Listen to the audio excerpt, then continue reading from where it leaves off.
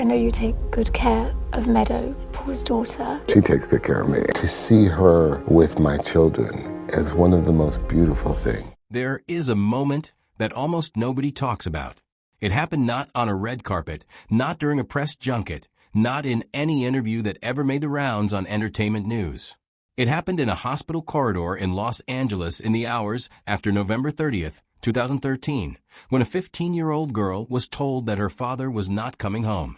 No cameras, no publicists, no carefully managed narrative. Just a teenager standing at the edge of a grief so enormous that most adults would have collapsed beneath it permanently. And in that corridor, in that silence, a phone call was made. The person on the other end of that call was Vin Diesel. What was said in that conversation has never been made public.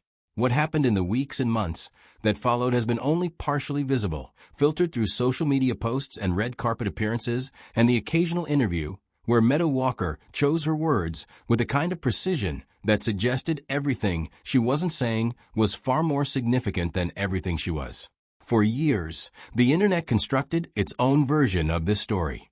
It built theories. It assigned motives. It generated millions of clicks from a narrative that was always more interested in darkness than in truth. But here's the thing about narratives built on speculation. They eventually collide with reality. And the reality of what Meadow Walker finally revealed about Vin Diesel is not what the algorithm wanted it to be. It is not scandalous. It is not sinister.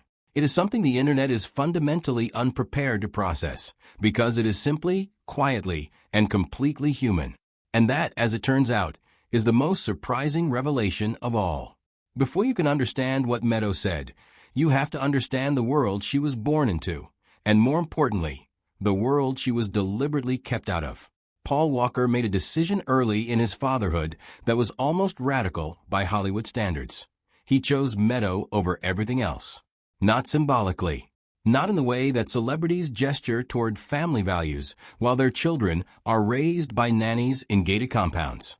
Paul Walker chose his daughter in the operational, logistical, schedule restructuring sense of the word. When Meadow was living in Hawaii with her mother Rebecca Soteros during her early years, Paul flew out constantly.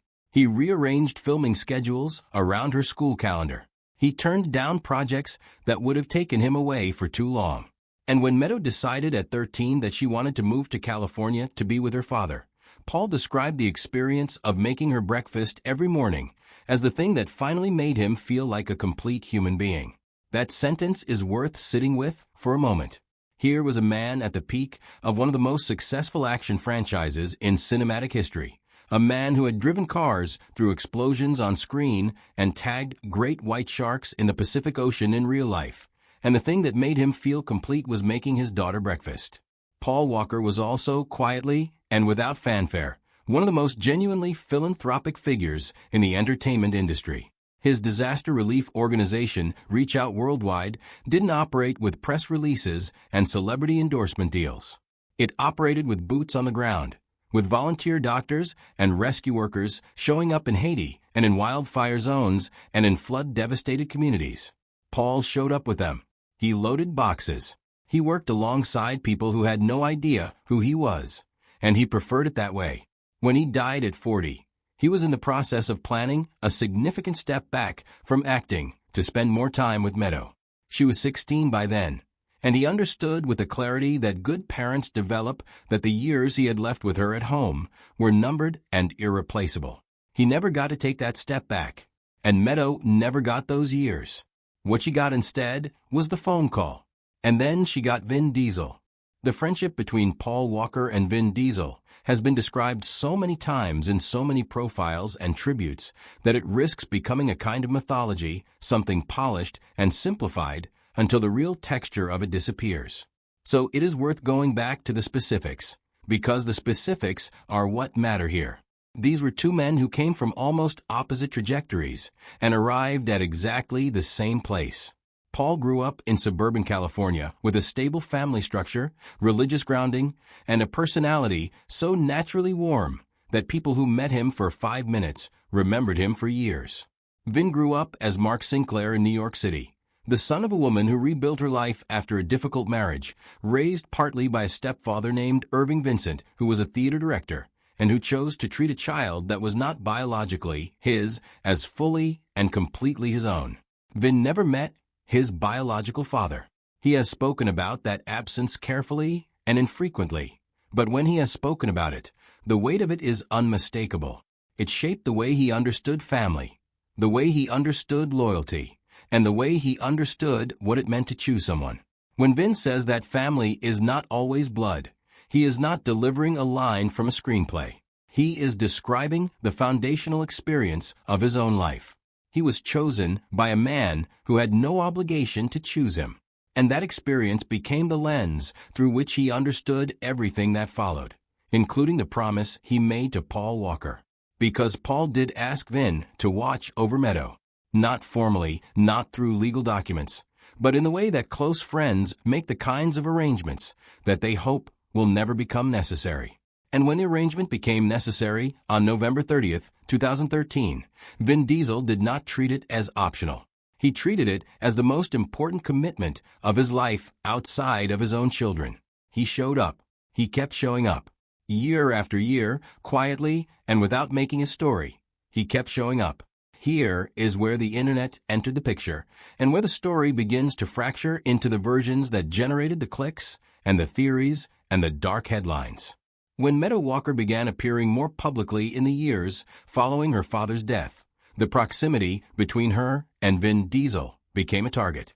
Social media, which has an almost biological inability to encounter a wholesome story without searching it for something corrupt, began constructing alternative explanations for the bond. Rumors about formal adoption spread with the velocity that only completely unverified information can achieve online. Headlines suggested guardianship arrangements that had no legal documentation behind them. More troubling theories began circulating in certain corners of the internet. Theories that took the visible warmth between a grieving young woman and her father's closest friend and reframed it as something calculated, something performed, something that served Vin Diesel's interests rather than Meadow's. These narratives found audiences because they were engineered to. They were built on the architecture of suspicion that the internet has perfected over the past decade. The architecture that takes proximity and calls it conspiracy, that takes loyalty and calls it manipulation, that takes grief and calls it performance. And Meadow Walker watched all of it happen and said nothing. She did not engage. She did not retaliate. She did not issue statements through representatives. She simply continued living her life with a level of dignity that was almost disorienting given the noise surrounding her. She posted when she wanted to post. She shared what she wanted to share. She protected everything else with the same fierce privacy her father had always modeled. And slowly, in the way that truth always eventually does, reality began reasserting itself. Because you cannot sustain a false narrative indefinitely against a person who simply keeps living truthfully. Eventually, the gap between the story being told about someone and the actual evidence of their life becomes too wide to maintain. And when Meadow finally spoke, the gap collapsed entirely. What Meadow Walker revealed was delivered not in a single dramatic interview, not in a tell-all exclusive, not in the kind of carefully orchestrated media moment that publicists spend months constructing. It came out in pieces, in Instagram captions and candid interview moments, and the quietly devastating symbolism of specific choices she made at specific turning points in her life. The most significant of those moments happened in 2021 when Meadow married Louis Thornton Allen at a private beach ceremony in the Dominican Republic. It was a small wedding, intentionally small, designed to keep the focus on the people in the room rather than the spectacle. And when it came time for Meadow Walker to walk down the aisle, the man beside her was Vin Diesel. He wore a light blue suit. She held his arm. And the photographs from that moment, which circulated widely when Meadow chose to share them, told a story that no rumor had ever come close to capturing. This was not performance. You cannot manufacture the particular quality of emotion visible in those images. Vin's eldest daughter Hania stood as chief bridesmaid, which means that on the most significant day of Meadow's adult life, she was surrounded by the family that had quietly formed around her in the years since her father died. Not a replacement family, Not a compensation, a continuation, an extension of something Paul Walker built and trusted Vin Diesel to maintain. When Meadow posted photographs from that day and captioned them with the words "Family Forever," she was not making a public statement designed for consumption. She was documenting her actual life. She was saying plainly, and without elaboration, that the thing everyone had spent years trying to complicate was, in fact, exactly as simple as it appeared. Vin Diesel loved her father. Her father trusted Vin Diesel. Vin Diesel honored that trust. And the result was a bond that carried her through the unsurvivable and kept carrying her forward into a life her father would have been proud of. The cameo in Fast X in 2023 became the flashpoint that brought all of this back into public conversation, and it is worth examining carefully because the way it was received reveals something important about how we process stories like this one. Meadow's appearance in the film was brief, a few seconds as a flight attendant, the kind of blink-and-miss-it moment that in any other context would have generated a single news cycle, and then disappeared. But the context was not any other context. This was the daughter of Paul Walker, appearing in the franchise her father helped build, in a film where the ghost of Brian O'Connor still moves through every frame. When that scene hit screens, the emotional response from audiences was immediate and genuine. People cried in theaters. Fan forums lit up with tributes. For a moment, the internet remembered how to feel something real. And then, the second wave hit. The cynics arrived. The theories began again. Was this Meadow's choice or the studio's calculation? Was it tribute or exploitation? Was Vin Diesel behind it, using her presence to generate sympathy for a franchise that needed the emotional boost? The questions kept coming, each one more corrosive than the last, each one designed to convert something beautiful into something suspect. And here is what Meadow said in response to all of it. She confirmed, clearly and without ambiguity, that the cameo was entirely her idea. She wanted to be part of her father's world. She wanted to stand inside the thing he had built and feel connected to him through it. She was not asked. She was not directed. She was not leveraged.